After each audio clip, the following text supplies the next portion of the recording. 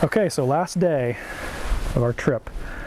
So we're in Provo, Utah, and we needed to make it to San Carlos in the San Francisco Bay Area. We basically planned I-80 to finish out because that was a pretty direct shot for following that road west and taking us essentially where we needed to go into the Central Valley of California, and then basically following a straight shot from there down into the San Francisco Bay Area. So route-wise, I think we were pretty set. You know, we had some airports charted along the way, kind of following the road, but essentially we knew the route. Yeah, also, there wasn't any really other option. It was follow 80 or follow 80. That's right. We might have been able to find some other routes, but in terms of safety, in terms of like having an out, and in terms of knowing we could follow through the passes that we needed to go through, I-80 was the best choice. So that was the route we took. So the main thing for us was, where did we want to stop along the way? We didn't think we could make it all the way.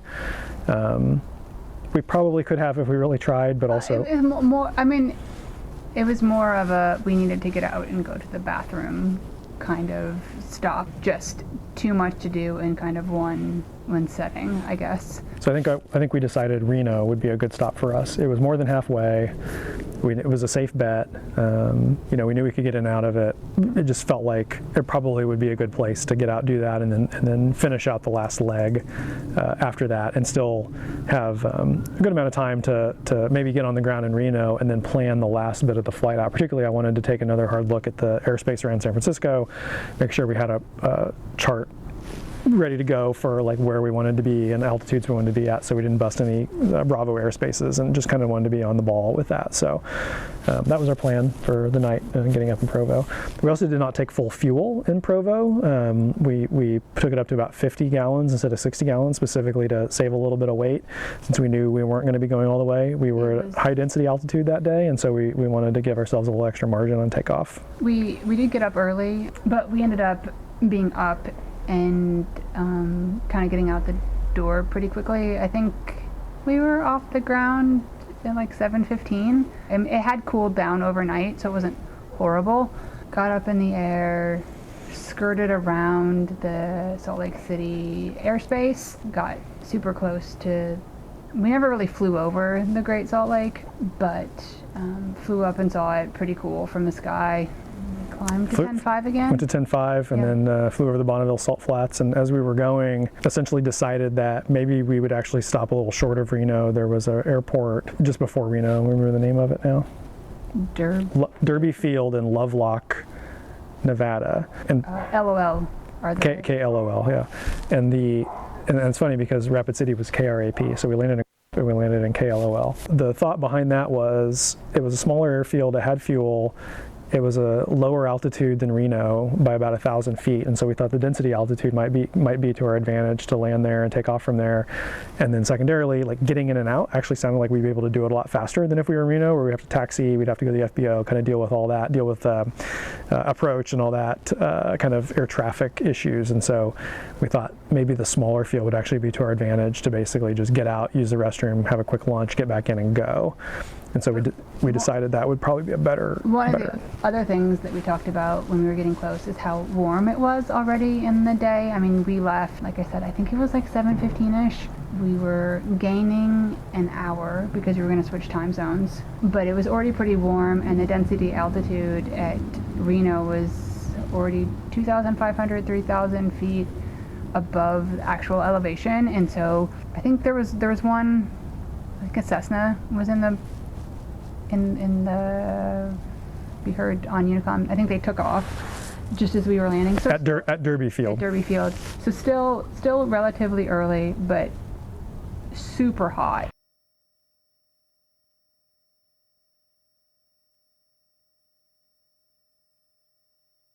Okay,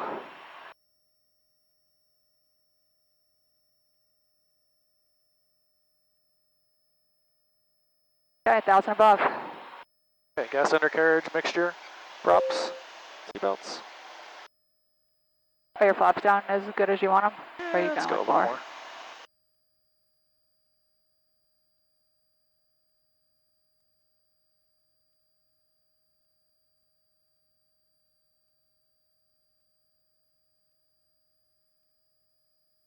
Kind of weird, isn't it?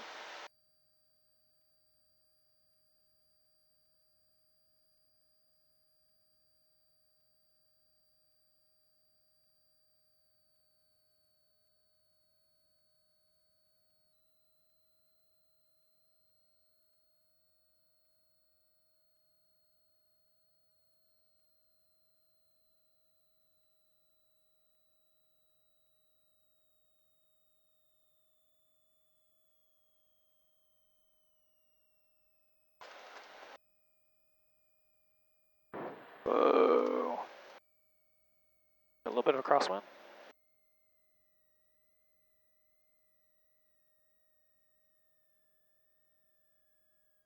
Yes, we were out in the middle of nowhere. That's correct. Oh, good. He's moving. That's depressing. There's a MiG fighter jet here. Yeah, there's just a MiG fighter jet just sitting here. It's kind of cool, isn't it? Yeah. But it does not look like it is operational. No. Oh, we have to fill our own av gas. That's very rare.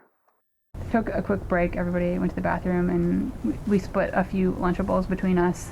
We put some fuel in the plane, 20-ish gallons in the plane, just to have a little margin on landing, but certainly did not fill the tanks up by any means, because we knew we were already heavy. And by this, took a relatively short break. I don't know, maybe 15 or 20 minutes, and then jumped back in the plane and took off again. Caleb says it was a little dicey. I mean, he understands more the mechanics of what's going on under the roof. I just see the Garmin screen flash at me.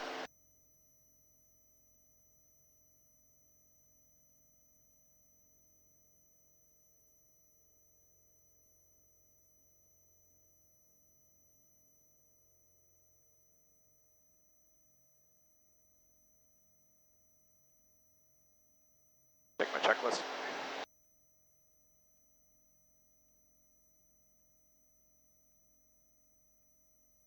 Terrain ahead. Pull up. I'm aware. Your CHTs are high. I know. Temperature.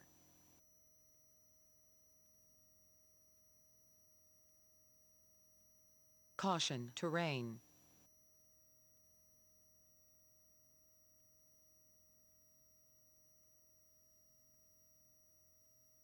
Caution. Terrain ahead. The plane was already warm. We taxied for takeoff, and I wanted to do a quick run up, and then I also needed to do lean for density altitude. You know, I wanted to make sure I was leaned appropriately, because I think we were at a 6,000 foot density altitude for takeoff, according to AWOS.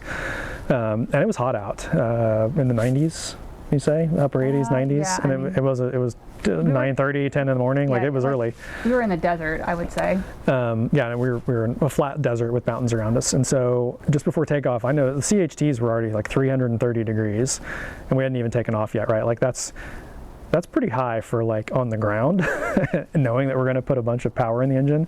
So I was kind of braced for the worst. So we took off. We actually didn't have a long ground roll. We took off. I mean, we got off the ground relatively quickly. You know, plenty of runway to spare. The RV-10 and the 260 horsepower engine is just a beast for sure. You know, we take off, and within about 5 or 6 seconds of takeoff and a little bit of a climb, all of our cylinder head temperatures are basically going high, right? They're hot. They're set to go into the yellows at the 410 mark. Try and run below 400 most of the time. Like anything below 400 is good, and in fact 380 and below is considered like optimal. On the Lycomings, 400 is like start for having a cause for concern. 410 is where I actually like really start paying attention, and we were blasting through that, and we were not 15 seconds past takeoff, right? So like we have a couple of problems here. One is we're low to the ground, and we're climbing. We're not climbing very fast because the density altitude, right, is high. And our airspeed's fairly low because we're trying to climb. So, and if I nose down, I'm not going to get any climb out of the plane, but I need to nose down to get more airspeed, to get more air flowing over the cylinders. But the problem is it's hot air. I'd like to climb to get to the cooler air, right? So like there's all these things conflating with you, right? And there is absolutely no wind whatsoever. Yeah, no wind. And by the way, there's mountains around us, right, in the distance. Now we had quite a bit of clearance. We weren't in any danger of running into them, but it's not like I could indefinitely fly. Like I had to start thinking about turning and dealing with kind of this mountain range, you know, around us. And the oil temp was Oil temp was getting hot as well. and I have a mechanical valve to switch between the cooler for the oil, so I can trade like oil cooling for CHT cooling, but both of them were hot, so there wasn't a whole lot I could do with that. And so, basically sat there and watched it, and basically just tried to stay nose down, climb as little as possible, and get as much air over the cylinder heads as possible to keep the temperature stabilized. But 4 of them got into the red. 4 of them were above 430. I think we saw in the 440s, which is pretty high. I don't think it's not catastrophically high, and in fact I would say it's probably normal for high density altitude takeoffs on a hot day. Like, that's just what you get, right? But I would not have wanted to run that plane much hotter. I don't think we would have had a whole lot more time, especially if the temps had climbed much more than that. I think we would have had a whole time before other issues. Now 500 is the catastrophic limit on Lycomings, and so like in theory you could run up into the 500 range and probably still be okay for a little while, but 440, that was as hot as I'd ever want to see that, especially for 4 cylinders getting that high. You weren't in the red for very long. Not very long, but also as I did have a little bit of climb. I mean, I was trying to be as nose down as possible to get airspeed. I also wanted to very slowly climb as much as I could, and so as I started gaining a few hundred feet here, a few hundred feet there, the air temperature comes down a few degrees. Well, that helps lower the cylinder head temps and the oil temp a few degrees. So once you get up 1,000 feet, 1,500 feet, and it's 5 degrees cooler than it was on the ground, maybe even a little more, right? Like, that helps a lot with the cooling. Right. And so we just kind of did a leisurely climb and a little bit of a circular motion to be as fast as possible. I did pull the power back, to as low as I could while still maintaining a climb, because I wanted to have as little power on the engine as possible. But eventually everything stabilized and cooled down, and like, it was a little dicey for like I don't know, maybe 2 or 3 minutes, but like, it wasn't. We definitely were flying around for like 10 or 15 minutes with it. I was sweating, but also I was sweating because it was super hot in the plane, because it was hot everywhere. Anyway, we got high enough, and it started aiming in the right direction, and everything calmed down, and we got all the temps stabilized, and got the oil cooler back to where it needed to be, and we're on our way to the Bay Area from that point. So again, very uneventful. Climbed to 10.5, very uneventful following of Interstate 80. I'd say, like, pretty cool flying through the passes again. Eventually we got to the Reno area, overflew the Reno airport, and then continued on, saw Lake Tahoe, went through the Truckee area, and through Donner Lake area, where we have some friends who have a house there that we've stayed at in the past, and so kind of got cool to see that from the air. We'd been on the ground there before. Continued through the Donner Pass west, and then basically everything started greening up again. Once you get past kind of the Sierra areas, things get green, and you start seeing the green valleys of the Central California area. It was kind of cool to watch, Interstate 80 get closer and closer to the air, and higher and higher in elevation. So things get, the cars get bigger and bigger, and then I don't know, pretty much immediately they start getting smaller and smaller. So it was kind of cool to like see, the size of the cars change as a like indicator of like how close to the ground you are. Yeah. Right? Yeah. And how far away from the ground you are. But yeah, that was pretty cool. So as we're descending or coming back into the Central California area, the plan was I wanted to get to about 6,500 feet in the Sacramento area, knowing that I needed to get down into the 2,000 to 3,000 feet area just east of the bay to kind of have a chance to skirt under and not interfere with the Bravo. And so we basically requested a descent to 6,500 in that area and got down in 6,500 in Sacramento. And all I can say was it was hot at 6,500 feet, like hotter than I've ever been at 6,500 feet for sure. I don't know, 80 degrees. Was it when we hit? Was it when we went from 65 to 4? No, it was at 65. It was pretty warm. It definitely got pretty warm, and record temps in the Bay. Well, Central California. Yeah. Well, even in the Bay area, lots of record heat the week of the 4th of July. I mean, I think we came back and it was cooler than it had been, but still warm when we got back home. Yep. But definitely lots of heat. But yeah, it got really hot. And then as we descended, once we got past Sacramento and kind of got down into the 4,000 feet range, I mean, it got really, it was really a sauna in the airplane, and very uncomfortable. But we had to do it. Like, we had to get down to be able to, make the altitudes we needed to be at, kind of in the Bay Area. So. just dealt with it, and knowing I think we only had 15 minutes left on the flight at that point, so we knew there was a light at the end of the tunnel. Plus, I think we knew once we kind of got near the water of the bay, it would cool off again, and it did. But it was warm there for a bit coming in. So we basically got handed off to a couple of different approaches, and then ultimately kind of got told by NorCal Approach what we were going to do. So I kind of anticipated like we might actually be on our own to just stay out of the Bravo and get into where we needed to be. So I kind of had a path planned out to do that, but we were already with Approach for flight following, and so we just stayed with them, and they gave us a route basically into the Bay Area. To the Oakland Tower. Yeah, we actually ended up talking to Oakland Tower as we came in. So I'm familiar with the Bay Area, although we hadn't flown here before, but like I've been out here many times, and we've been here for a while, so I had a pretty good idea and had done some setting up on what to expect. But essentially got handed over to Oakland Tower, and we were told to fly direct to the Oakland Coliseum. That was interesting because where we were, there was a mountain in the way, and I actually couldn't see the Oakland Coliseum from where we were. And we were told to descend, I think it was to 2,000 feet. Well, it wasn't clear to me, like if I was at 2,000 feet, if I'd actually make it over the mountain range, or if I was supposed to wait till I was over the mountains to get down to 2,000 feet to see the Oakland Coliseum. So I was a little conservative on my descent because I wasn't exactly sure the altitude of the little bit of mountain range in front of me. I probably would have been fine, but I was playing it cool, and I was also guessing where the Oakland Coliseum was, kind of looking at the chart, and then also with my heading. But eventually did get to the Oakland Coliseum, and then we were next told to fly directly over the runway 30 numbers at Oakland.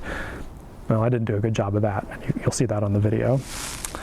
But ultimately, the controller had a little leniency on me and gave me a reprimand for next time, and then ultimately directed us towards the midspan of the San Mateo Bridge, which knew exactly where that was, and so aimed for that. Was at altitude of 1,400 feet there, below the traffic coming into SFO Airport, and you can see we did fly under some planes, which was actually pretty cool, kind of being in that area. And then was given essentially a handoff to the San Carlos Tower, and San Carlos Tower had us basically fly a right base over the cement plant to come in and land on runway 30 in San Carlos. We did that. I'd say it was an uneventful landing. I was pretty happy with my landing, considering that's a pretty short runway in San Carlos. It's only 2,200 feet, and nailed the airspeeds and got down and landed, and we got the plane over and hangared and got home by lunchtime. Late lunch, but yeah, I think we were home at like 1, so left at 7 and home at 1. So we had to. So it was like that's 5-6 hours, but we spent a little bit of time at the San Carlos Airport, getting the plane all, hangared for the first time, kind of learning the ropes of that. Excited to have the plane out here. Yeah, hopefully have a lot of fun adventures from this point to share. Flying out of the Bay Area and doing fun stuff and seeing all the things in between here and north, south, east, and west. Well, probably not too much west from here, but excited to share those. And I don't know.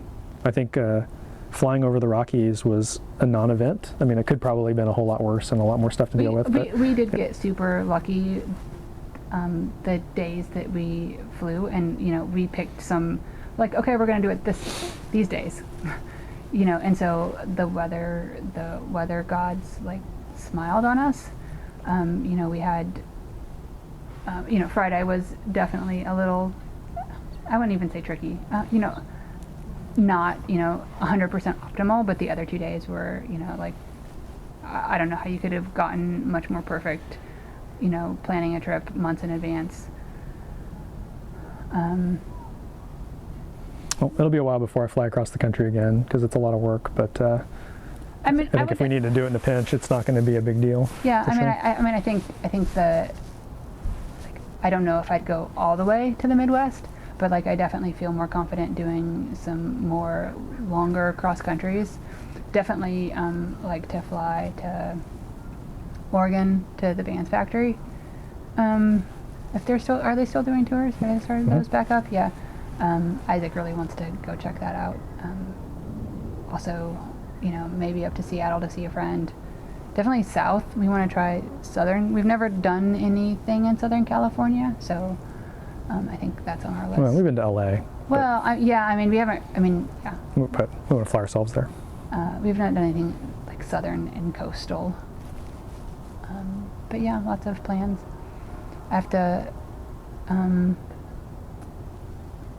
get brave and like try flying out of the San Carlos airport. So that'll be fun. Anyway, stay tuned. We hopefully have lots of exciting videos for you.